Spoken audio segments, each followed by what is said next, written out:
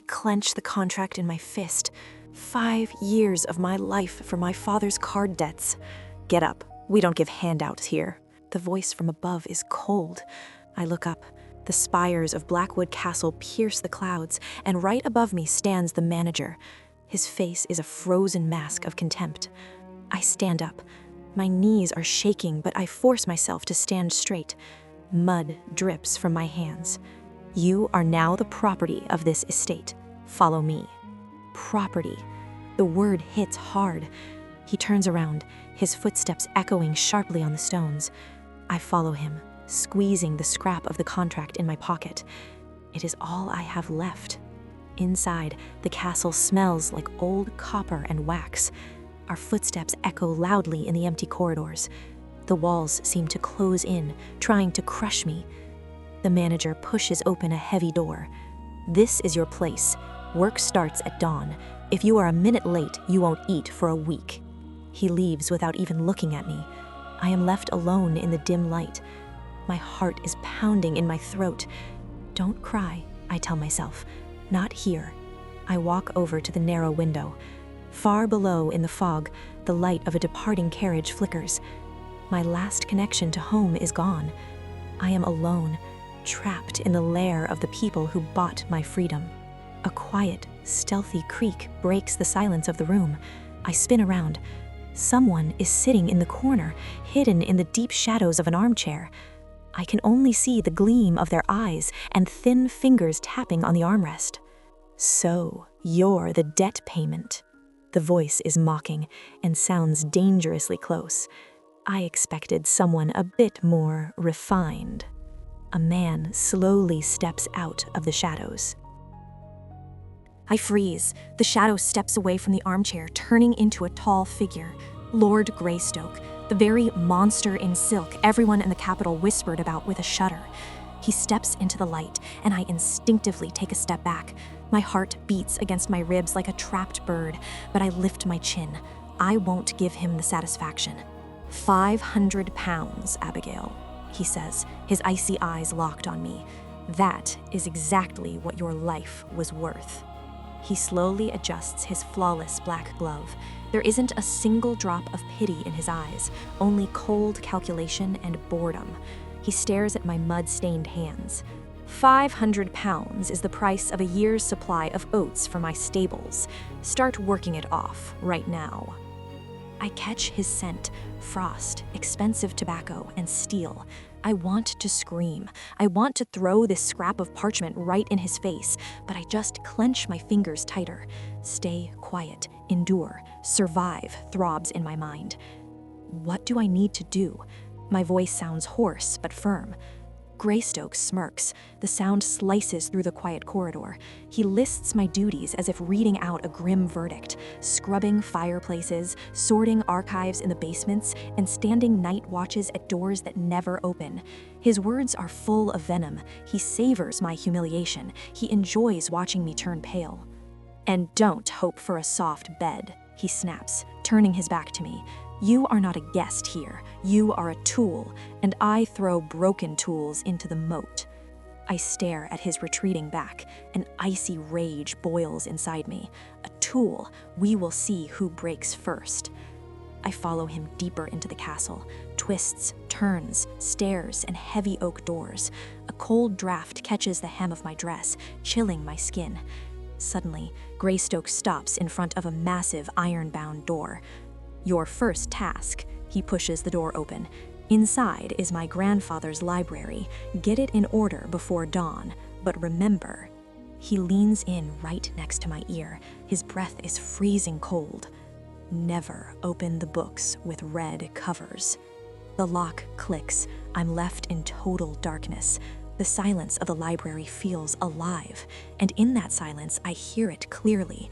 Right behind me, on the inside of the door, someone starts scratching at the wood with their nails. The scratching behind me grows louder. A sudden swoosh from above and a heavy shadow drops onto my shoulders. I almost scream. Morrow is hanging right in front of me. His face is a twisted mask of mockery. He smirks, staring deep into my eyes. Fresh prey? His voice oozes venom. Oh, I mean, the new maid? He rattles off the rules of Blackwood. Never look in the mirrors after midnight, never answer the whispers from the fireplace, and forget the word freedom. People only leave this place for oblivion. Greystoke doesn't like witnesses to his hobbies, Morrow says. He's more afraid of him than I am, I realize, but out loud I just ask where the rags and wax are. Morrow points a claw at the far corner. There, amidst the gray dust, a bright spot catches my eye. Deep crimson red. The books with red covers, they stand in a perfect row. Remember what the master said, Morrow whispers right against the back of my neck. Red is a warning. He vanishes into the ceiling shadows as suddenly as he appeared. I am left alone. The silence presses against my temples. I walk over to the shelves. Dust puffs up in a cloud with every step. My hands are shaking as I reach for a black volume sitting right next to the forbidden section. Greystoke's harsh words echo in my mind. I throw broken tools away. I won't break. I will find out your secrets, my lord. The rag slides across the spines. Suddenly, one of the red books slides forward on its own. With a quiet click, the spine pops open, revealing a hidden compartment instead of pages. I freeze. A yellowed piece of paper falls out of the stash. It is covered in my father's handwriting. At the bottom is a fresh Blackwood seal. I check the date. The letter was written a month before he lost me in that card game. A heavy sigh echoes behind me. You touched the red after all, Abigail. I spin around.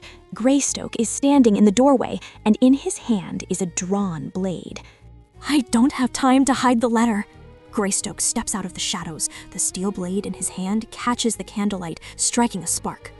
Curiosity is an expensive thing, Abigail. His voice sounds almost gentle, sending a freezing chill down my spine. Don't shake, I tell myself. The truth won't set you free. It will make you dangerous, and I keep dangerous servants on a short leash. A heavy boot stomps on the floor. The door swings open. A set table is already waiting in the hall. On a silver tray sit fine porcelain cups and a heavy scent. But it isn't tea. Pour, he snaps, sheathing his blade. Show me how well you were taught to obey. The tray rattles in my hands, betraying my fear. I lift the teapot. A thick, dark sludge pours into the Lord's cup. It doesn't steam. It pours out like syrup, smelling of a damp basement and old, dark, red liquid. Greystoke takes a step toward me. His closeness is overwhelming. I can almost hear his thoughts. He expects me to fall to my knees. He wants me to beg. Foolish girl, you still don't realize you are a meal here, not a guest. Are you afraid of me? His whisper burns my skin like frost. He catches my gaze. His eyes are two empty wells. I stay silent. Everything inside me screams, run! But my feet are rooted to the rug. I watch as he slowly, almost solemnly, brings the cup of this crimson muck to his lips. He hands me a second cup. It holds the same dark liquid. If you drink, you remain human. If you refuse, you become food for Morrow. I reach for the cup. My fingers brush against his icy ones. At that exact moment, a wild, inhuman howl echoes outside the window, and the glass in the frame fractures into a spiderweb of cracks. The glass shatters, shards crash against the floor, slicing the edge of my skirt. I yank my hand back. The crimson sludge in Greystoke's cup splashes, staining his flawless cuffs. He doesn't even blink. I spin around and dash toward the exit. At the library doors, I slam straight into someone, a heavy impact. Careful, my child. Where are you rushing to? The voice is as soft as cotton. Dr. Mortimer. He grabs my wrist before I can even pull away. You are far too pale for this house, Abigail. His smile is sickeningly sweet. Fear is a poor companion within the walls of Blackwood. I struggle, trying to break free, but he won't let go. Lord Greystoke is a complicated man, he whispers, leaning right next to my ear. I will help you get out of here, Abigail. I turn and fades into the dark corridor, leaving behind the sharp scent of medicine. I stand there, clutching my numb hand to my chest. Choosing between a monster and a madman is a grim prospect. I take a step back into the library and suddenly realize something. It has grown dead silent. I turn toward the table. Greystoke is gone. The armchair is empty. The cup is knocked over, and the red liquid is slowly creeping across the rug toward me, like a living snake. A few days pass. Greystoke looms over an ancient tome. He forces me to read as if I am a diligent student, not a captive bought for debts. I look at his flawless profile, at this icy mask of comb. He pretends that nothing happened. I snap. I loudly slam my book shut. The sound echoes across the vaulted ceiling. Where are all the servants, Lord Greystoke? My voice slices through the silence. Where are the people who stayed in my room before me, who scrubbed these fireplaces and served you that strange tea? Greystoke turns to stone. His hand freezes mid-page. Time seems to stand still. He slowly turns his head. His eyes, 2 blocks of Arctic ice, bore into me. They are better off this way, Abigail, he says flatly. His voice is empty. There is not a single excuse in it, only monstrous, overwhelming arrogance. He walks over to the window, staring at the bare, frost-covered trees in the garden. Memory is a burden, he continues without turning around, too heavy for ordinary mortals. I simply relieved them of the extra weight. You are a monster, I whisper, not caring about the consequences. Greystoke smirks. The sound is like metal scraping against glass. He spins around and closes the distance in 3 strides. I don't back down. I lift my chin. He leans right next to my ear, burning me with his cold breath. Monsters are at least honest about their hunger, Abigail, unlike your father, who sold you to save his own skin. He reaches his hand toward my neck. I brace for a strike or a harsh grip, but his fingers barely brush against my skin. Oh, what a touching scene! Morrow drops from the ceiling right onto the table between us, scattering papers everywhere. Greystoke pulls away instantly. His face turns back into an impenetrable mask of ice. You forget your place, the Lord says coldly. Forget my place? No, master, it is you who forgot that the doctor is waiting downstairs. Greystoke freezes. His fingers clench into a fist so hard that the leather of his glove creaks. Get out, he hisses. The tension shifts from the argument to a new, unseen threat. Morrow vanishes into the ceiling shadows. Greystoke turns to me. The pull in his eyes is gone, replaced by a solid black wall. Go to your room, Abigail, and lock the door. If Mortimer offers you help, do not accept it. He takes a step into the shadows and literally dissolves into them. I don't go to my room. I just can't. My skin is still burning from Greystoke's touch, and his icy warning is still ringing in my ears. I rush out into the courtyard. A sudden pull. Someone grabs my shoulder near the fountain. I let out a gasp and spin around. It's Dr. Mortimer. His hand is deceptively warm. After the freezing chill of the Lord, this warmth feels almost alive, almost real. Mortimer smiles. He asks why I'm shaking. He wonders if our gloomy host has upset me. I stay quiet, trying to calm my racing heart. You're in danger, Abigail, he whispers, leaning close to my ear. Greystoke isn't just some weird aristocrat. He's a thief. He steals things you can never get back. I try to pull away, but his fingers dig deeper into my shoulder. He drops his voice into a fast, frantic whisper. He tells me about the servants who turned into empty shells, how Greystoke drains their life energy, erases who they are, and tosses them out the gates like worthless scraps. I can save you, he says, looking deep into my eyes. London, freedom, all your father's debts will be wiped clean. The price? Mortimer just needs a little favor. I have to be his spy. Keep an eye on Greystoke. Just help me expose this monster, he says. I don't even get a chance to answer. Mortimer flinches and lets me go.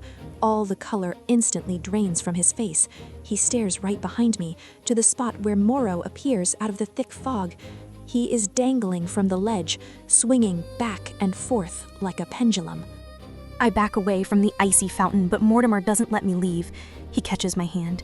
Right now, his warmth feels like the only escape in this dark tomb. Greystoke is a never-ending winter, but Mortimer promises spring.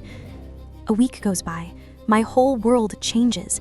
Instead of Greystoke's dusty old books, rare new editions start appearing on my desk. Mortimer gives them to me like he is handing back my stolen right to be a normal person. "You were made for the light, Abigail, not for dark basements," he says, gently rubbing the spine of a book. His voice is smooth and sweet. I nod, eagerly soaking up every single word. I want to believe that I'm not just some object. I need to be saved, no matter the cost. Then comes London. We break free from the thick fog of Blackwood and step into the loud, buzzing city. The clatter of carriage wheels, the smell of roasted chestnuts, the bright signs everywhere. Here, lost in the crowd, the dark shadows of the castle feel like nothing more than a bad dream. Mortimer guides me along the riverbank, holding tightly to my arm. He points at the rich mansions and promises that one of them will be mine as soon as we stop Greystoke. He seems like a hero straight out of a novel, the perfect protector ready to defeat the monster to save a simple maid. He drains people's lives, Abigail. He stops and takes both my hands in his. Every memory he erases from the servants, he turns into an elixir of power. You're next on his list. Do you realize that? I look into his honest eyes. They reflect my own deep despair. I get back to the castle late that evening. I hold the doctor's gift tightly to my chest, a brand new book with a beautiful gold cover. The hall is pitch black. The only patch of light surrounds Greystoke's silhouette standing by the window. He doesn't turn around, but the air around him is practically vibrating with pure anger. "Be careful with the gifts you accept, Abigail." His voice sounds totally exhausted. Sometimes the cover is much prettier than what is hiding inside. I walk right past him, clenching my jaw. He's just scared of losing his favorite toy. I step into my room and lock the door behind me. Right at that moment, I hear a quiet, wet crunch behind my back. It sounds exactly like someone just dropped down from the ceiling, right onto my bed. Moro stares at me. His beady eyes gleam with a feverish light. He isn't playing his usual games anymore. "The doctor needs the formula for Greystoke's life essence, not your safety, Abby." His hiss slices through the silence like a razor. "He just wants to live forever, and to you, you're nothing but a handy lockpick for his safe." My throat tightens with anger and fear. "You're lying!" My voice cracks into a rough gasp. "Mortimer is the only one who treats me like a real person. He took me to London. He promised to save me." Moro sneers, showing off his sharp teeth. His claws scrape against my pillow, tearing the fabric. "He just showed you a pretty window display, you little fool.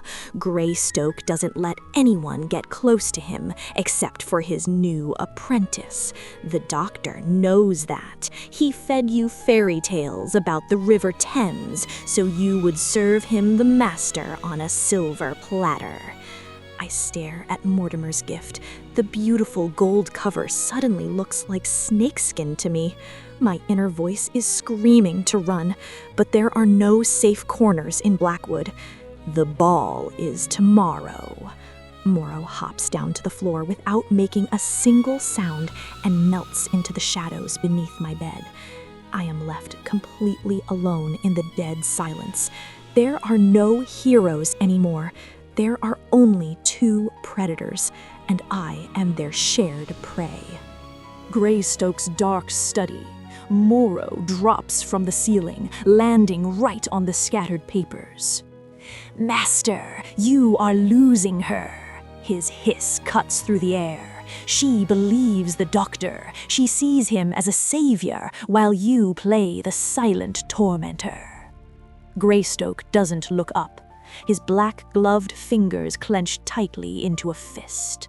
Moro sneers, showing off his sharp teeth. He creeps closer, looking him right in the eyes. "Mortimer is promising her London," Moro yells. "He whispers to her about freedom, about the banks of the River Thames, while you make her dig through ashes in the archives. He is prepping her for the ball like a sacrificial lamb. Tell her the truth. Tell her why she is really here." "No," Greystoke shoves him away from the desk. He shoves Morrow away from the desk. The truth will destroy her faster than Mortimer's poison. She must not know that her life is just a bargaining chip. Morrow laughs, and the sound is exactly like snapping bones. You are a hypocrite, my lord. You lock her in a cage and call it protection. The doctor is already celebrating his victory. He knows you've grown attached to her. He will lure her out tomorrow. Greystoke shoots to his feet. The chair flies back and crashes loudly against the wall. Listen to me. Mortimer is an arrogant worm. He thinks he's running this game, but he's just a tool. I didn't snatch her from the hands of a monster just to feed her to a maniac in a white coat. Then take action, Morrow gasps frantically. The screeching violins pierce my ears. I am suffocating under my swallow mask while the ballroom spins in a crazy blur of bright lights and fake smiles. Greystoke leads me in the dance. His hand on my waist feels like a block of ice burning right through my silk corset. He towers over me like a dark shadow. The empty eyes of his wolf mask stare straight into my soul. Your heart is beating much too fast for a simple waltz, Abigail. His voice drops a heavy, freezing chill over my shoulder. I stumble, but he grips my hand tightly, forcing me right back into the rhythm. He doesn't let me fall. He just keeps me trapped in his dance. Did the doctor ask you to spy on me? His question cuts right through the music. No buildup, no room to dodge. I lift my chin. The swallow mask is tight, making it hard to breathe. What if he did? My whisper sounds bold, even though my knees are shaking. You said it yourself. I'm just a tool here. Why shouldn't I find a new owner? Greystoke smirks. I feel his fingers dig even deeper into my waist. Mortimer isn't trying to save you. He's just looking for the key to my vault, and once you bring him the blue vial, he will toss you into the ditch just as easily as your father tossed you onto the road to Blackwood. We spin past the tall columns. I spot Mortimer hiding in the shadow of one of them. He's holding a glass of champagne, his eyes glued to us. He is waiting. He gives me a tiny, barely visible nod while smoothing the edge of his coat. I look back up at Greystoke. His face is hidden behind the mask, but I can feel his desperation radiating through my skin. The music suddenly stops on a high note. We freeze right in the middle of the ballroom. The silence becomes so heavy you can almost touch it. Greystoke slowly leans close to my ear, his breath burning like frost. Choose now, Abigail. I don't answer. I just yank my hand away, but Greystoke catches my elbow and literally drags me into the library.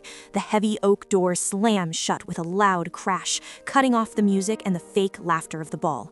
Now it's just me, him, and the silence. You've taken this game too far, my lord. I try to push him away, but he pins me against the bookshelf. Greystoke rips off his wolf mask.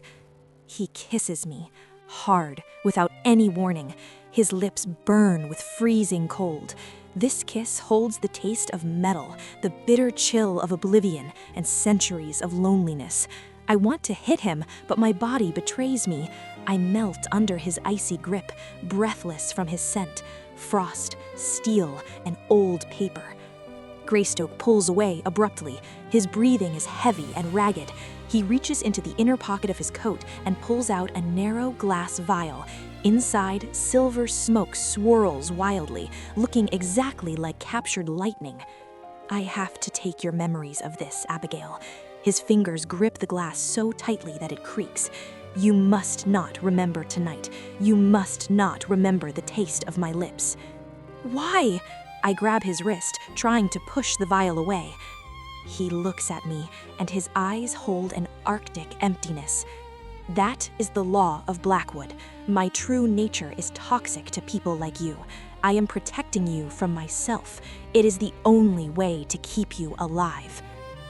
I smack Greystoke's hand away. The glass vial crashes to the floor. Silver smoke lazily spreads across the hardwood, but I don't wait for the oblivion to take me. I bolt out of the library, knocking over a candlestick. I run far away from the freezing chill of his lips, from his fake protection. A heavy downpour hits me as soon as I step onto the terrace.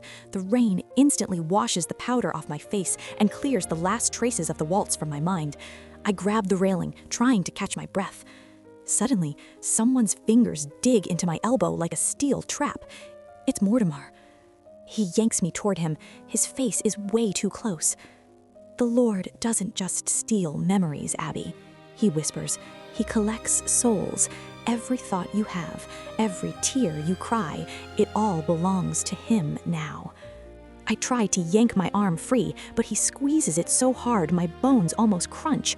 The thin fabric of my dress rips under his fingers. There is a vial right in the center of his safe.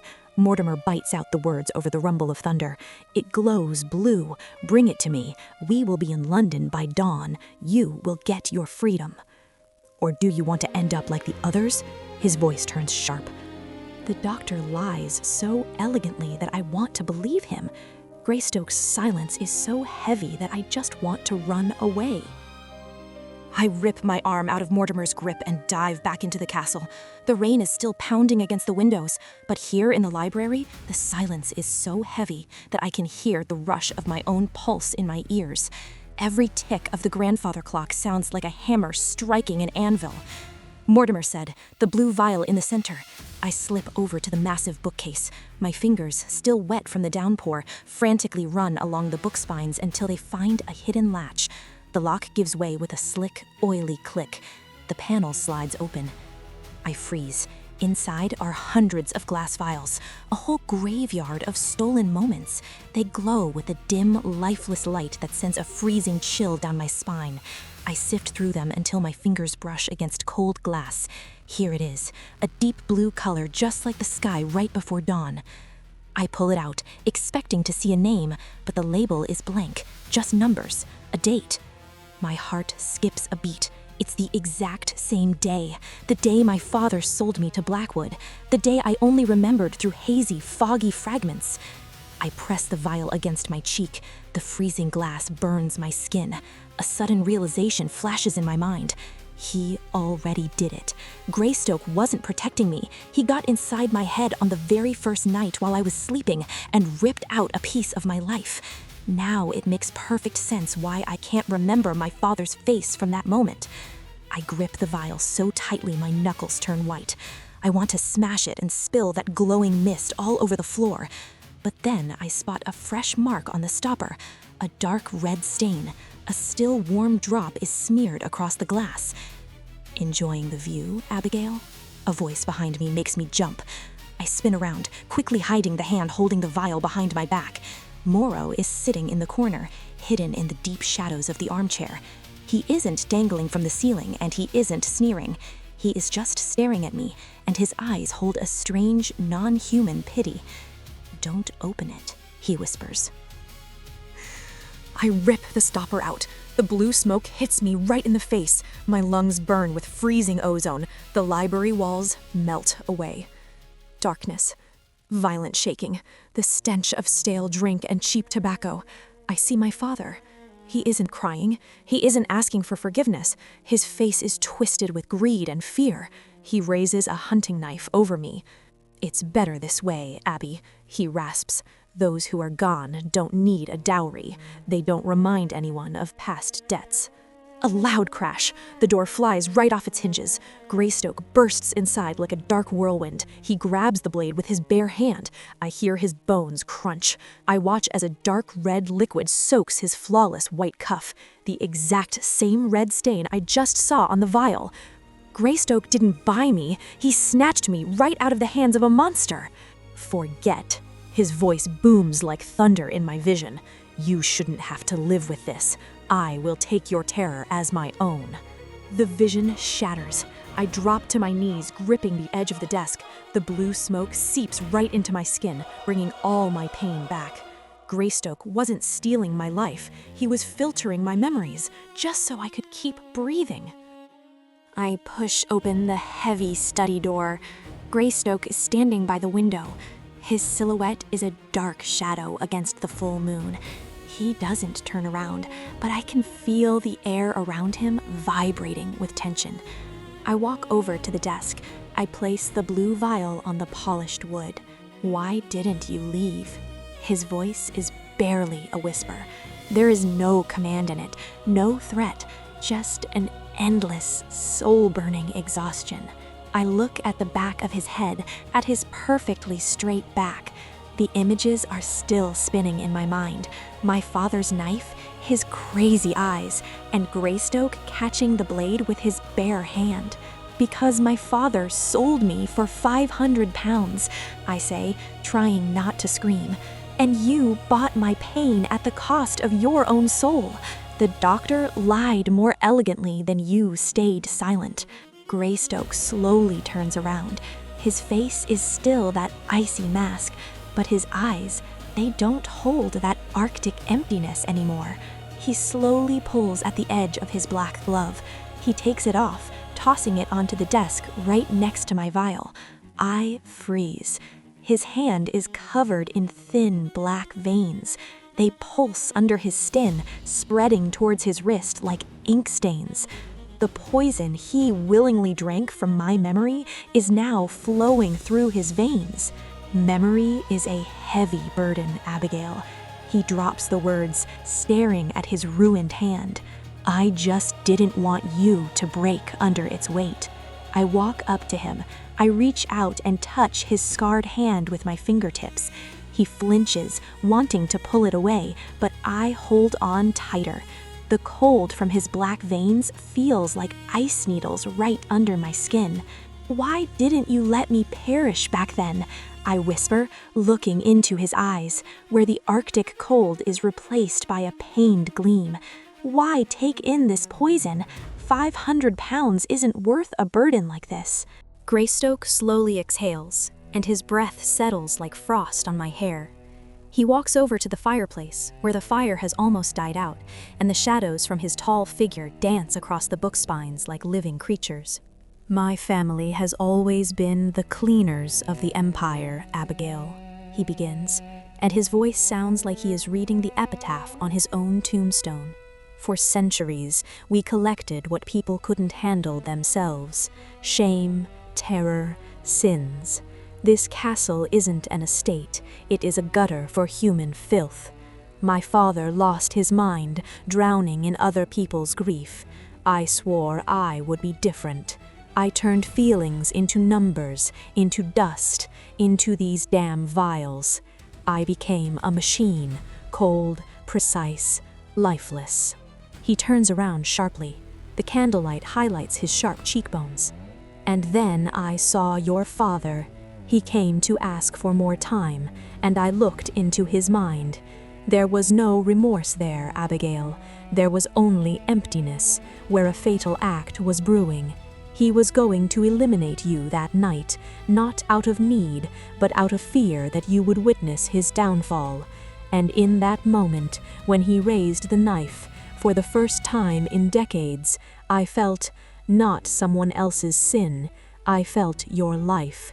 It shone so brightly, so out of place in that sticky darkness, that I couldn't let it be extinguished. Greystoke takes a step toward me, and I can see his black-gloved fingers trembling. I saved you because you are my only memory that doesn't smell like crimson stains and ashes.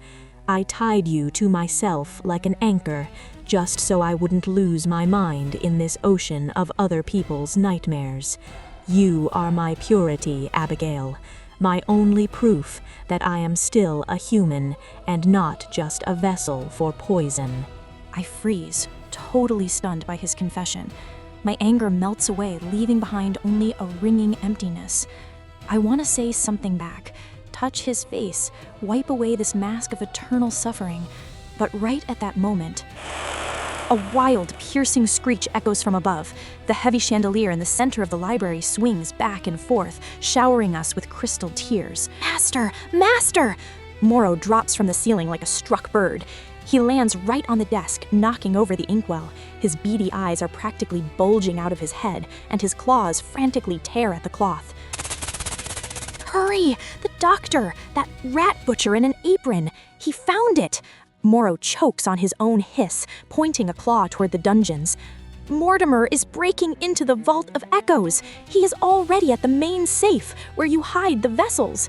He wants to smash everything. He wants to let all that toxic filth out and steal your power. Greystoke changes in an instant. The ice returns to his eyes, pushing away all human torment. He grabs a blade from the desk, and the black veins on his arm start pulsing with a sinister light. If he smashes the vessels, Greystoke looks at me, and his voice sounds like a final verdict. Then hundreds of years of madness will flood this castle, and none of us will make it out of here breathing. The steps pound against my soles, down into the very heart of Blackwood. Greystoke is a flash of black ahead of me. I can feel his fear, cold, sticky, and oozing through the walls. The heavy door is ripped off its hinges. Inside, it smells like ozone and burnt paper. Mortimer is standing by the broken safe. He's holding a pitch-black vessel. He isn't a doctor. He's a vulture in a starched collar. He turns around and his smile makes my stomach churn. "Abigail, dear, do you still believe in salvation?" His voice is like honey mixed with venom. "Did you really think I wanted to cure these pathetic, empty servants? How foolish." Mortimer holds the vial up high. Darkness bubbles inside. This isn't just magic. These are lives, centuries of pain, experience, and power that Greystoke took from others to save them from madness. "One sip, and I'll know the secret of immortality. I'll become all of them at once." Mortimer throws his head back. "Don't you dare," I scream. "It will unalive you. This isn't power, it's concentrated grief." I lunge forward. Greystoke shouts my name, his fingers grasping the air where my shoulder was just a second ago. He's too late. With a wild grin, Mortimer rips out the cork.